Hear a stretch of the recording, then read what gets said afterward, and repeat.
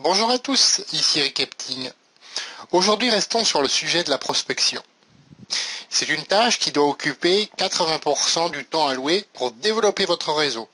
Il est donc normal que j'y attribue aussi 80% de la formation que je vous propose. Et cela m'amène à un fait quasi mathématique. Pour connaître le succès d'un marketing de réseau, il faut parler à suffisamment de personnes. La première raison, c'est que sur 20 personnes invitées, 10 personnes confirment et 5 seront réellement présentes à votre réunion, votre présentation, votre webconférence. Ce sont les chiffres moyens que l'on peut observer avec le recul nécessaire dans toute l'industrie du marketing de réseau, lorsque le travail de prospection est bien sûr bien fait.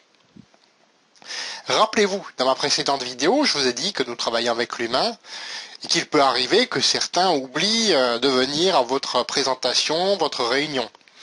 Et là, il ne faut pas leur en vouloir. Il ne faut pas en vouloir à vos prospects, même si, entre guillemets, poser un lapin, ça ne se fait pas. La seconde raison, si vous ne parlez qu'à 10 personnes, le fait que ces personnes vous disent non peut avoir un grand impact émotionnel négatif sur votre vie et surtout sur votre activité. Si vous vous arrêtez à 10 personnes, ne commencez même pas le marketing de réseau. C'est le meilleur conseil que je peux vous donner. Si vous en parlez à des centaines de personnes, l'impact des non s'en trouve complètement diminué. Et là, vous voyez les choses sous un autre angle. C'est votre succès qui en dépend, ni plus ni moins. C'est une question d'équilibre et de porter votre attention sur le positif. Et vous serez d'accord avec moi que vous porterez plus facilement votre attention sur le positif en procédant ainsi. Troisième raison.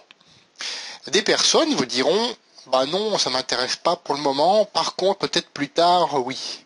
Donc c'est un non tout de suite et un oui plus tard. Qu'est-ce qui va se passer si vous en parlez à trop peu de personnes? Entre-temps, vous allez abandonner. Et un beau jour, vous allez avoir un coup de fil de votre ami qui vous dit « Écoute, c'est le bon moment pour moi, j'aimerais démarrer. » Tout enthousiaste au téléphone. Et qu'est-ce que vous allez lui répondre? Désolé, moi c'était trop long, j'ai abandonné. Et vous savez comment on appelle ça? Oui, une excuse, effectivement. Alors pour prendre une image, semer suffisamment d'informations, et toujours l'image de la petite graine, qui prend parfois plus de temps à prendre, ça dépend dans quel terreau on la plante.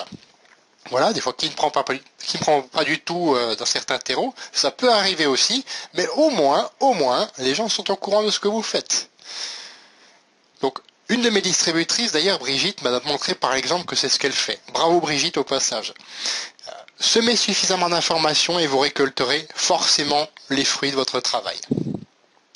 Je vous encourage à faire comme Brigitte, tout simplement.